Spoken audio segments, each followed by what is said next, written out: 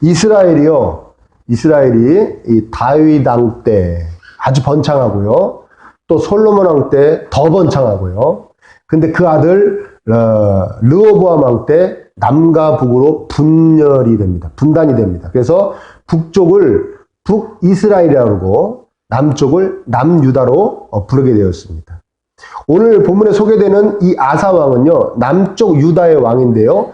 다윗부터 따지자면은 다윗, 솔로몬, 르호보암, 아비야, 그 다음에 아사 왕이기 때문에 다윗부터 따지면 5번째 왕이 되는 것이고요. 남유다로만 따지면 3번째 왕이 되는 그런 왕입니다. 이 왕에 대해서는 열왕기상 15장과 또 오늘 역대기하 14장, 15장, 16장에 걸쳐서 소개하고 있는데요. 한마디로 이렇게 표현합니다. 선과 정의를 행한 왕이었다, 이렇게 표현합니다. 41년을 치리하는데요. 우상 다 없애버리고 우상 숭배하는 장소도 막 없애려고 노력했고요. 백성들로 하나님만 섬겨라. 막 그렇게 계속 장려했고, 또 하나님의 율법대로 살게 하려고 무던히 애를 쓰는 왕이었습니다. 그리고 견고한 성읍들을 각 지방마다 건축해가지고 백성들을 안전하게, 평안하게 살게 해준 왕입니다. 그런 아사 왕에게 하나님께서 선견자 하나니를 통해서 말씀하세요. 그랬더니 오늘 본문에 아사 왕이 크게 노해서 이 하나니 선자를 옥에 가둬버립니다. 그리고 본문 10절에 보면 백성 중 몇 사람을 학대했다고 얘기하는데, 아마도 추측하건대 아니 왜 선지자를 옥에다 가둬버립니까? 그렇게 얘기하는 사람들을 다치게 했던 것 같아요. 그런데 오늘 본문에는 하나니 선지자가 뭐라고 얘기하니까 옥에다 가둬버리는데, 성경에는 또 한 명의 선지자가 이 아사 왕에게 하나님의 말씀을 전했던 사건이 소개되고 있습니다. 지금부터 오늘 이 본문이 있기 약 25년 전에 역대하 15장의 내용인데요. 바로 아사랴 선지자라는 사람이 와서 전합니다. 아사 왕에게 이렇게 얘기합니다. 신앙생활 똑바로 하십시오. 하여튼 똑바로 하면 좋은 일이 있을 텐데 안 그러면 큰일 납니다. 이렇게 얘기해요. 그러니까 아사 왕이요, 그 말을 하나님 말씀으로 딱 받고요, 마음을 강하게 하고 그대로 행합니다. 우상을 막 없애버리고, 하나님이 똑바로 신앙생활 하라고 그랬다. 그래서 우상을 없애버리고 하나님께 막 성대한 제사를 몇 년 동안 기획해가지고 성대한 제사를 드리고, 자신의 금과 은을 막 하나님 그 성전에다가 막 바치고, 그리고 하나님만 섬기기로 백성들과 다 맹세를 하고, 앞으로 하나님을 잘 섬기지 않고 경외하지 않는 백성은 남녀를 가리지 않고 죽여도 아무 말 안 하기로 맹세! 그래가지고 백성들이 다 맹세하고 말이죠.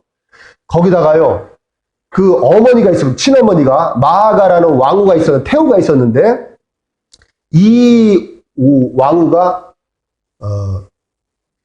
우상숭배 아주 심하게 했던 그런 왕비입니다. 어머니입니다. 그러니까 전 왕의 부인인 것이죠. 이 아사 왕의 어머니인데, 아세라라는 그 우상을 심하게 섬기니까 그 아세라, 어머니가 섬기고 있는 그 아세라 우상 목상 갖다가 끌어다가 막 찍어가지고 막 빻아가지고 시내 가서 막 불로 태워버리고요. 어머니를 태후의 자리에서 폐위시켜버려요. 이거는 아주 대단한 일입니다. 여러분, 우리나라 그 어떤 역사에도 나오지만 자기 부인 꼴 보기 싫어가지고 폐위시키는 적은 있었죠. 근데 어머니를 폐위시킨 적은 없었어요. 근데 이 아사왕은요, 엄마가 하나님을 온전히 섬기지 않는다고 엄마라도 뭐 가차없는 어머니를 그 왕후의 그 자리에서 태후의 자리에서 폐위시켜버릴 정도예요. 아사왕이 얼마나 아사랴 선지자의 말씀을 하나님의 말씀으로 받고 하나님 제일 소중하게 여기고 모신 것을 이 대목에서 알 수 있습니다. 어머니를 폐위시킨 것을 보면요. 이렇게 2번에 걸쳐서 하나님의 선지자가 아사왕에게 와서 예언을 했는데, 그리고 경고를 했는데, 그거에 대한 반응은 아사왕이 완전히 다릅니다. 첫 번째 예언을 듣고 행한 것으로부터 25년 후인 오늘 본문에서는요, 하나냐 선지자가 와서 예언을 하니까 노해가지고 옥에다 가둬버리는 거예요. 여러분, 선지자가 와가지고 하나님 말씀을 왕이시여 하나님 말씀을 전하겠습니다 하고 전했는데, 그걸 왕이 그 얘기를 듣고 화를 내면서 옥에다 가뒀다면 그 왕이 그 선지자의 말을 하나님의 말씀으로 듣는 겁니까? 아닙니까? 아니죠. 이 또 와서 잔소리하고 앉았네. 이게 들은 겁니다. 이해되십니까? 그러니까 25년 전에는 하나님 말씀, 아사랴 선지자의 말은 하나님 말씀을 받은 거고요. 그러니까 엄마까지 폐위시켜버리지 않습니까? 25년이 지난 다음에 이 선지자의 말은 하나님 말씀을 받은 게 아닙니다. 사람의 말로 들은 겁니다. 잔소리로 들은 거죠. 잔소리. 쓸데없이 필요 이상으로 듣기 싫게 하거나 꾸짖는 말 한 거예요.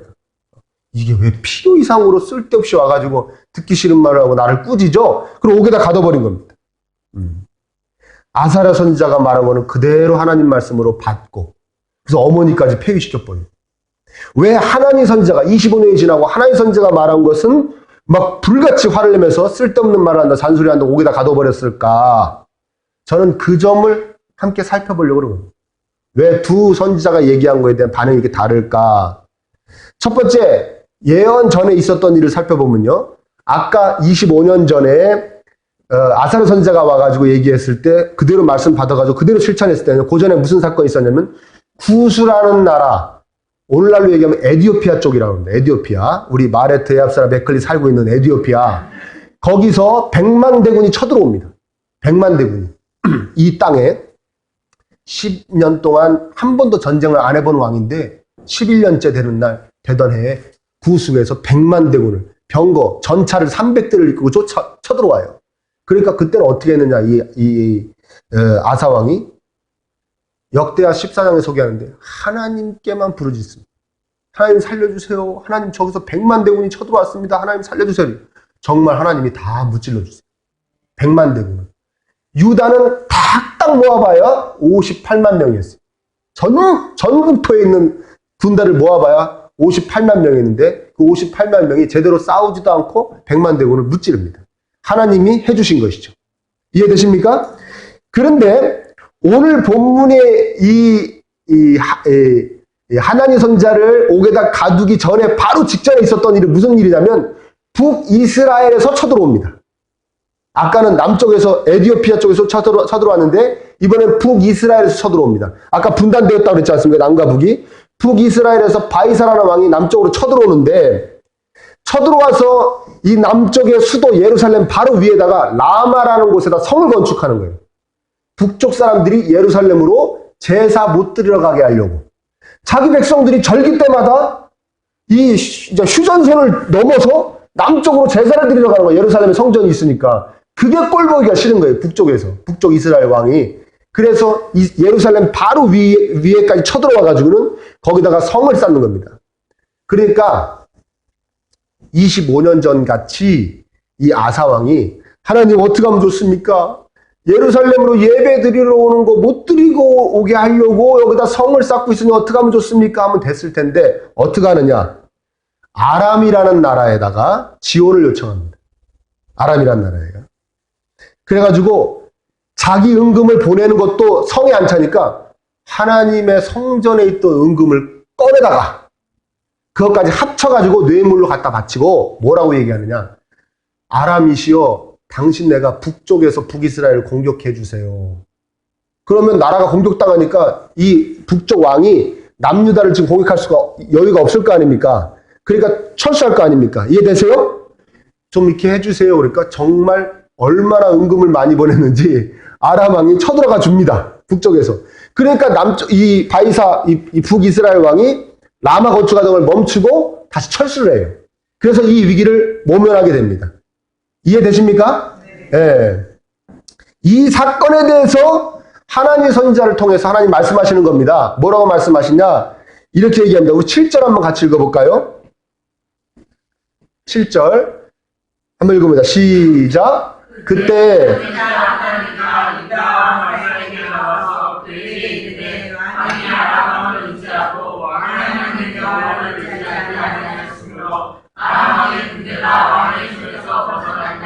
원래 아람도 당신이 딱 손에 쥐고 좌지우지할 수 있는 나라인데 하나님을 의지하지 않고 아람을 의지했기 때문에 이제 아람은 당신들을 영원히 계속해서 괴롭힐 수 있게 될 겁니다라는 그런 이야기입니다. 그 다음에 또 뭐라 그러냐? 전에 구스 사람이 훨씬 더 많은 병력을 쳐들어왔을 때도 하나님만 의지했더니 하나님이 다 무찔러 주시지 않았습니까? 왕이시여 왜 이렇게 했습니까? 더군다나 여러분, 더군다나 북이스라엘이 쳐들어온 이유가 뭐라고요? 예루살렘에 제사 못 드리러 오게 하려고 쳐들어온 거 아니겠습니까? 그러면 정말 하나님께 말씀드렸으면 하나님이 어련히 이기게 하시지 않았을까? 근데 아사왕은 하나님을 의지하지 않고 아람이라는 나라를 의지했습니다. 아사왕이 첫 번째 아사라 선지자의 말씀을 하나님 말씀으로 받았을 때의 심령은 어떤 심령이었냐? 오직 하나님만을 의지하고 하나님께 집중하고 하나님을 존귀 여겼던 그런 심령이었고. 아멘입니까? 두 번째 25년이 지나고 하나님 선지자가 와서 예언하니까 바로 옥에 가둬버릴 때는 어떤 심령이었냐? 하나님을 의지하지 않고 하나님께 집중하지도 않고 하나님을 존귀 여기지도 않는, 그러니까 하나님의 성전에 있는 은금을 빼다가 뇌물로 바치죠. 자기가 어떻게 마음대로 거길 빼다가 바칠 수가 있습니까? 그런 심령이었어요. 그러니까 하나님만을 의지하지 않는 심령, 하나님께 집중하지 않고 하나님을 존귀 여기지 않는 심령은 하나님의 말씀이 하나님의 말씀으로 들리지 않습니다. 아멘입니까? 무슨 말인지 이해되십니까? 정확히 말씀드리면요, 악순환이 거듭되는 거죠. 악순환이. 하나님만 온전히 의지하지 않는 심령은 하나님의 말씀을 하나님 말씀으로 받지 못하게 되고, 이 악순환이에요.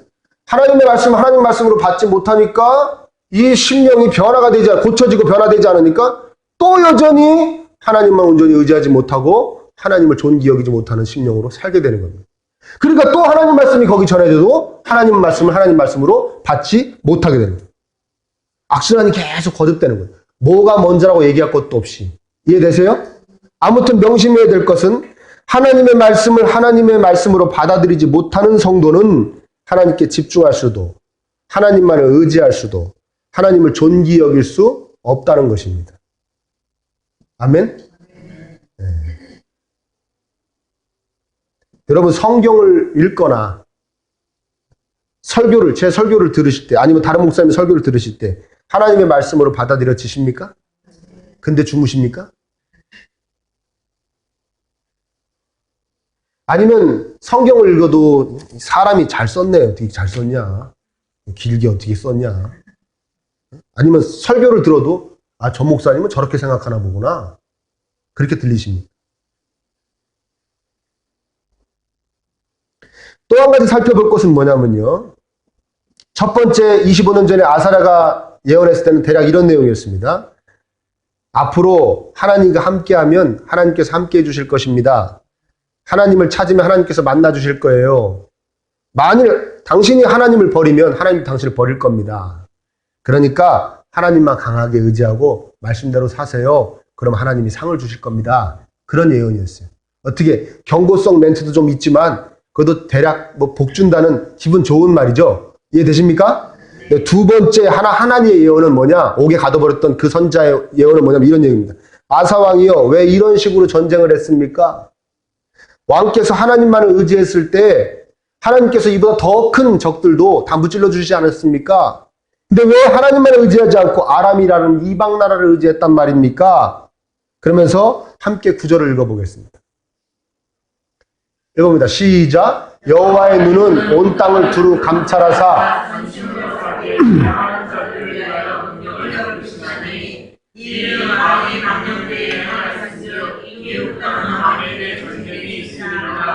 딱 들어도 기분이 좋습니까? 안 좋습니까? 기분이 안 좋죠. 뭐 이후에 영원히 전쟁이 뭐 있을 거다 뭐 이런 얘기 아닙니까? 한마디로 책망이죠. 아프죠? 들으면 아파요. 너 잘못했으니까 혼날 거야. 그런 얘기입니다. 아사왕이요, 듣기가 싫은 겁니다. 이미 아사왕에게는요, 듣기 싫은 소리는 하나님의 말씀이 아닌 겁니다. 전에 우리 어떤 선배 목사님께서 저에게 충고를 해준 적이 있어요. 어느 그 우리나라 초대형 교회 목사님을 자기가 연구를 했다는 거예요. 아, 저 교회는 왜 이렇게 부흥을 하는가? 연구를 했더니, 그래서 그 목사님 설교를 분석했더니 다 이런 내용이라는 거예요. 잘한다. 여러분 잘합니다. 여러분 복 받을 겁니다. 그리고 걱정 마세요. 잘 될 겁니다. 이런 얘기만 하더라는 거예요. 그럼 저한테 너도 그렇게 하라는 거예요. 진짜 그런가 하고 저도 그 초대형 교회 목사님 설교를 들으니까 죄다 그런 얘기예요. 여러분 됩니다. 샤랑하는 짜임 하면서 막 다 그런 얘기더라고요. 될 거다, 나을 거다, 성공할 거다, 다 그런 얘기더라고요. 그래. 야, 그건가 보다. 가만히 생각해보면, 맞아요. 왜냐면, 성경의 전체적인 내용은 희망적입니다. 뭡니까? 하나님께서, 예수님께서 마침내 이 땅에 오셔서 완벽하게, 아름답게 회복시켜 주실 것입니다. 복되게 하실 겁니다. 희망적이에요. 이해되십니까? 예. 그러나, 그 성경의 전체적인 내용이 희망적이라는 것, 그 안에는 쓰고, 힘들고, 아픈 내용의 이야기들이 많이 들어있습니다. 그렇게 성경의 전체적인 내용이 희망적이기 위해서 얼마나 아픈 일들이 많았고 또 그에 따른 희생과 헌신과 죽음이 있어야 되는지가 많이 들어있습니다. 얼마나 절제해야 되는지 얼마나 자신을 갈고 닦아야 되는지도 들어있습니다. 그 내용 안에는. 그 이야기도 해야 되죠. 그 이야기도 해야 됩니다. 제가 쫙 그래서 좀 살펴봤어요. 성경을 쫙 읽어보니까 제가 모르겠습니다. 누가 통계를 한번 내줬으면 좋겠어요. 성경에는요. 잘한다, 복 받을 거다, 너 최고다 라는 얘기보다 힘내라 얘기보다 너 왜 고마양으로 사니 하는 얘기가 훨씬 더 많이 들어있어요. 이해되십니까? 어떤 얘기가 훨씬 많이 들어있다고요?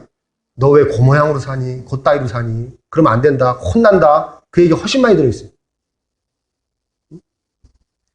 전하려면 다 전해야 될 줄 믿습니다. 골라 전하면 안 되죠. 여러분 설교를 왜 한다고 생각하십니까? 여러분 우리 예배 시간에 왜 제가 설교하고 여러분 설교 듣는지에 대해서 생각해 보신 적 있습니까? 예배 시간에 왜 설교를 하고 설교를 들을까? 네? 우리 복습 한번 하죠. 예배의 첫 번째 목적이 뭐라 그랬죠? 은혜 받기 위해서? 아니죠.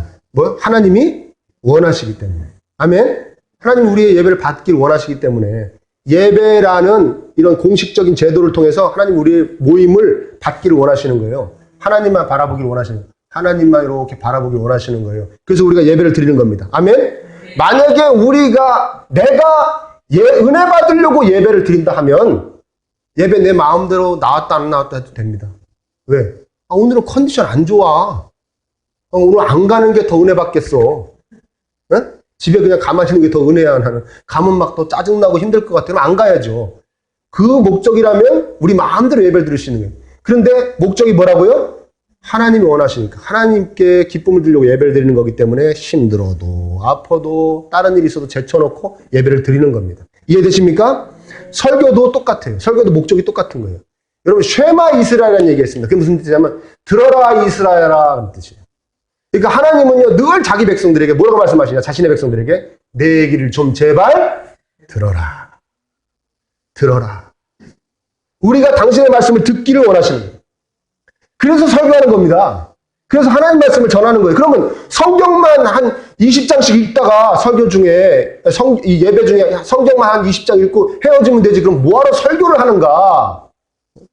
목사가 성령 하나님의 조명하심에 따라서 말씀에 듣고 깨달은 바를 열심히 준비해서 성도님들에게 진지하게 겸손하게 자세하게 잘 전달하고 성도님들은 그걸 또 열심히 집중해서 들으면서 전하는 자와 듣는 자가 이 시간에 하나님의 영광, 하나님의 우리를 향하신 뜻을 높이는 겁니다. 아멘? 하나님 말씀 이렇게 받드는 거예요. 저도 전하면서 받들고 여러분 들으면서 받드는 겁니다. 그래서 설교를 하는 겁니다. 이해되십니까? 이해되세요? 근데 그런 설교인데, 그런 말씀인데, 여기서 살기도 힘들어 죽겠는데, 뭔 이상한 얘기만 하냐, 그냥, 성공해라, 복받아라, 행복해라, 이런 얘기만 하지, 무슨 저런 얘기를 하냐? 이렇게 들으면 된다, 안 된다? 절대 안 되는 것이죠. 절대 안 되는 거예요. 목사 맘에 드는 것만 전해도 안 되고, 성도님들이 듣기 좋은 것만 전해도 안 되는 것입니다. 편식하지 않아야 복이 될 줄 믿습니다. 여러분 신명기 28장이란 성경이 있어요. 지금 읽지 마시고요. 집에 가서 꼭 읽어보세요. 네? 읽어보세요. 신명기 28장이 무슨 장이냐고 왜 읽어보시라면 그게 축복의 장이에요. 축복장이라고 그럽니다. 일명 별명이 축복장이에요. 신명기 몇 장이요? 28장이에요. 신명기 28장. 그런데요. 제가 처음에 딱 그 성경을 읽는데 어떤 목사님이 신명기 28장의 복을 받으세요. 축복장입니다. 막 그래서 설교하시길래 이야, 신명기 28장에 축복의 말씀이 엄청나게 써있는 거라고 제가 찾아봤어요. 총 68절로 되어 있는데 28장 68절로 길죠? 68절로 되어 있는데 너 이렇게 하면 복 받는다. 아주 막 쏟아지게 받는다. 들어가도 복 받고 나가도 복을 받고 막 위에 있고 아래에 있지 않고 막 그런 복이 오늘 한국에 있는 교회 목사님들이 축복할 때 인용하는 인용 문제의 상당수가 들어있는 이 축복, 이 신명, 앉아.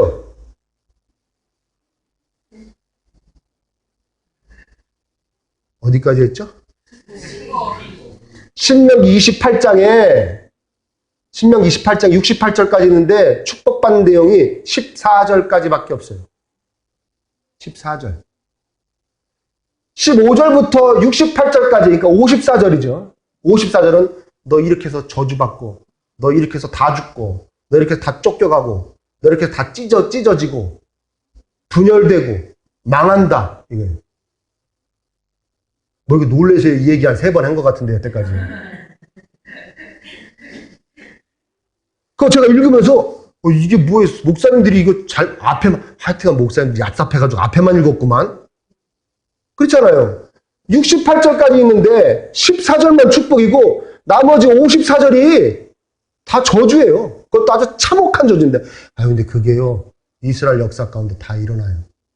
그 일들이 다 일어나요. 여러분 읽어보면 막 끔찍한 일들이 막 써 있습니다. 거기에. 야, 이거 목사님들이 오해하신 것 같아. 예? 근데 깨달음이 있었어요. 하나님 깨달음을 주신 거예요. 이렇게 하면 복 받는다는 것도 축복이지만 이렇게 하면 저주받는다는 것도 축복이에요. 왜 축복이냐? 미리 알고 그렇게 안 하면 되잖아요. 네. 이해되십니까? 네. 그렇게 안 하고 설사 그렇게 했더라도 빨리 돌이키고 고치면 축복일 줄 믿습니다. 네. 그래서 신명기 28장은 축복이잖아요. 네. 이렇게 해도 축복, 저렇게 해도 축복. 아사왕에게 그렇게 쓴소리를 했으면 앞으로 잘하면 되잖아요. 하나님에 의지하지 않고 이방 나라 의지해서 전쟁이 있다 그러면 울면은요, 하나님 잘못했습니다. 앞으로 하나님만 의지할게요 하면 되잖아요. 그렇게 하라고 선자 보내신 거 아닙니까? 그걸 왜 듣기 싫다고 하나님 말씀을 안 받고 잔소리 취급하냐 이거예요. 여러분, 쓴소리, 아픈 소리, 듣기 힘든 소리 들어야 될 줄 믿습니다. 네. 사람도요, 이 쓴 약도 잘 먹고요. 쓴 막 이런 채소도 잘 먹고요. 막 근육 땡기고 아프지만 막 운동도 하고요. 그런 사람들이 건강해요. 그렇지 않습니까? 네? 몸도 그런 거 아닙니까? 그렇죠. 맨날 단 사탕만 먹고, 아이고 난 쓴 거 못 먹어. 사탕만 먹고, 걸으면 다리 땡기더라.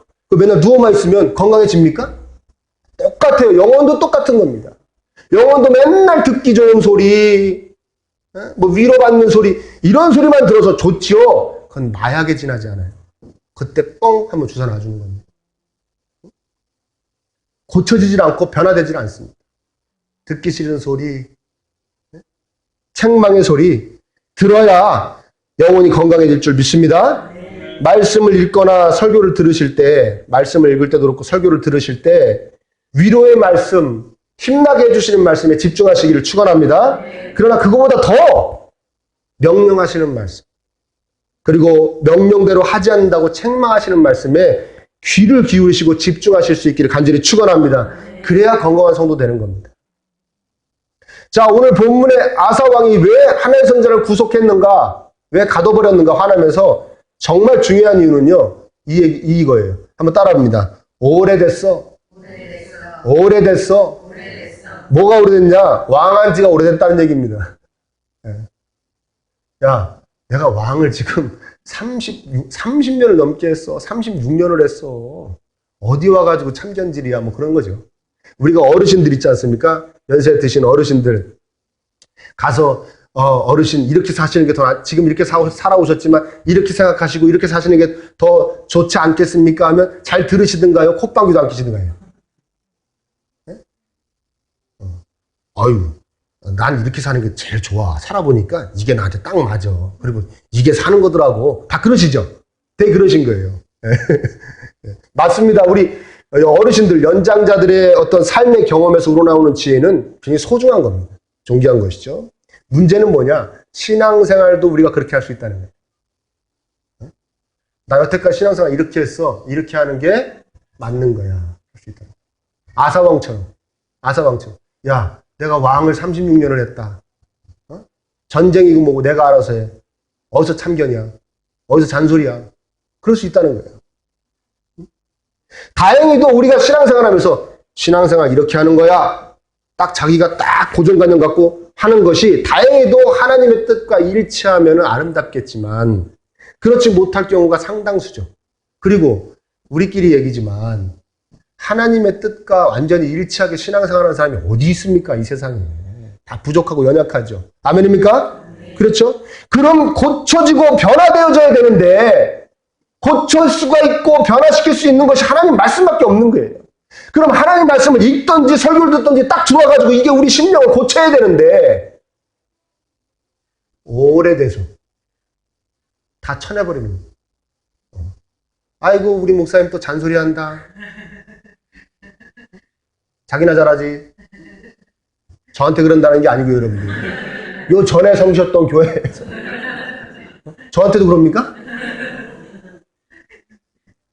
그 강팍한 틀을 깰 수가 없는 거예요.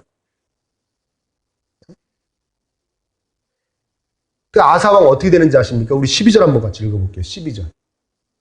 읽어봅니다. 시작.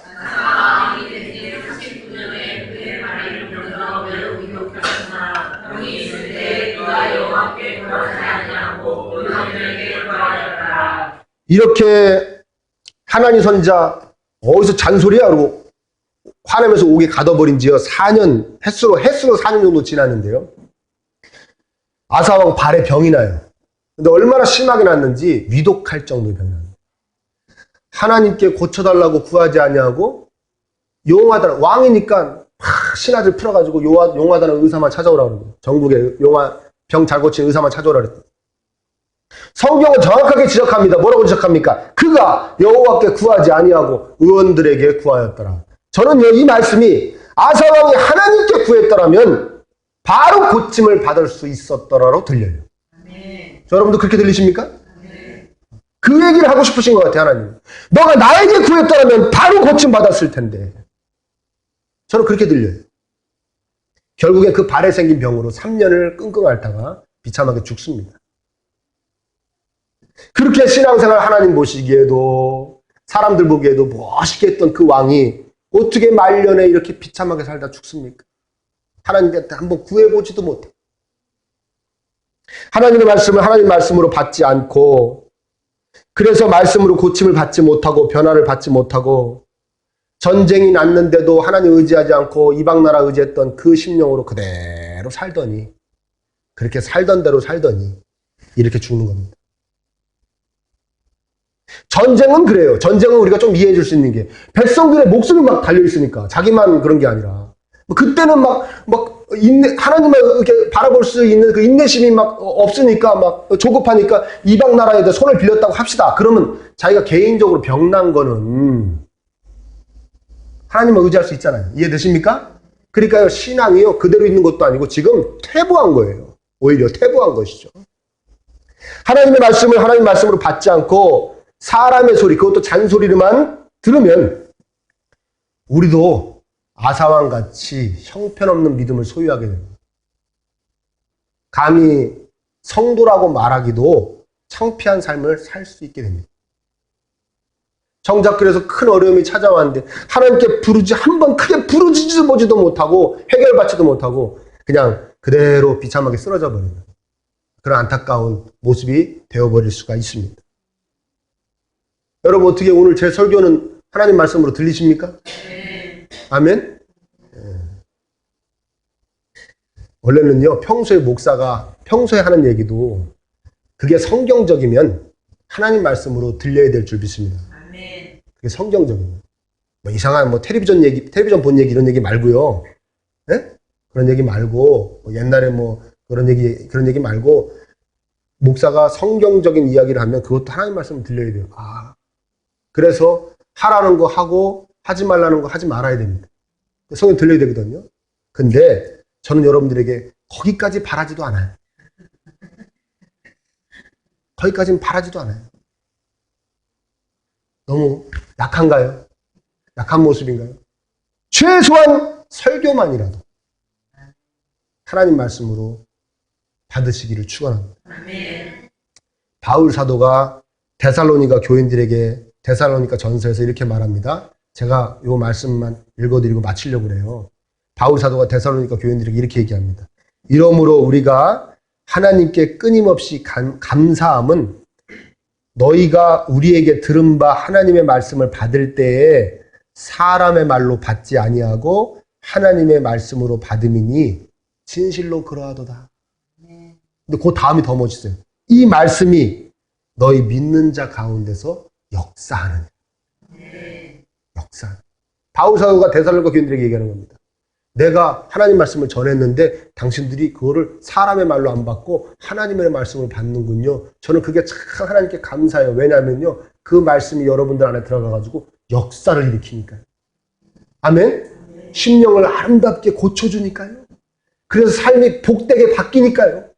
바울 사도가 감사하는 것이죠. 우리가 하나님의 말씀을 하나님의 말씀으로 받을 때 우리의 심령에서 하나님의 역사가 일어날 줄 믿습니다. 아름다운 역사. 우리가 하나님의 말씀을 하나님의 말씀으로 받을 때 우리의 삶 속에서 하나님의 놀라운 축복의 역사가 일어나게 될 줄 믿습니다. 이 역사의 주인공들이 다 되시기를 축원합니다.